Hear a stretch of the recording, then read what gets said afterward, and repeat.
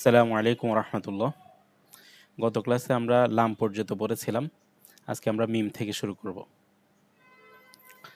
মিম জবর মা, মিম জের মি, মিম পেশ মু, মামিমু। একটু দ্রুত পড়তে হবে।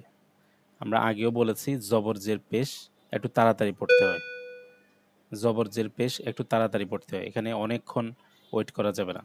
মা মি মু এভাবে পড়া যাবে না, তাড়াতাড়ি। মামিমু।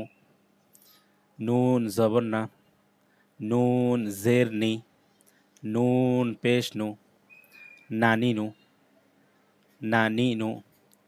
ওয়াও জবর ওয়া, ওয়াও জের উই, ওয়াও পেশ উ, ওয়া উই উ, ওয়া উই উ। এটা ই পড়ব না, ওয়াও জের ই না, ওয়াও জের উই, উই, ওয়া উই উ। হা জবর হা, হা জের হি, হা পেশ হু, হা হি হু, হা হি হু। হামজা জবর আ, হামজা জের ই, হামজা পেশ উ, আ ই উ।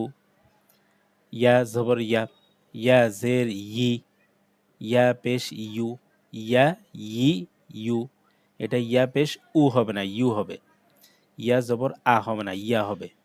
ইয়া জের ই, ইয়া পেশ ইউ, ইয়া ই ইউ। মামিমু, নানিনু, ওয়াউই উ, হাহিহু, আইউ, ইয়াইউ। আমরা অন্য পড়াগুলোর মতো এগুলো প্র্যাকটিস করব ভালোভাবে।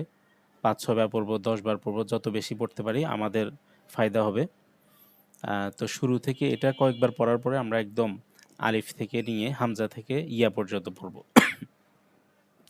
এগুলো যদি আমরা ভালোভাবে প্র্যাকটিস করতে পারি তাহলে এখানে আমাদের আর ভুল থাকবে না। আমরা ভালোভাবে এই জবর জের পেশের পড়াটা কোরআনে যখন আসবে তখন আমরা পড়তে পারবো ইনশাআল্লাহ।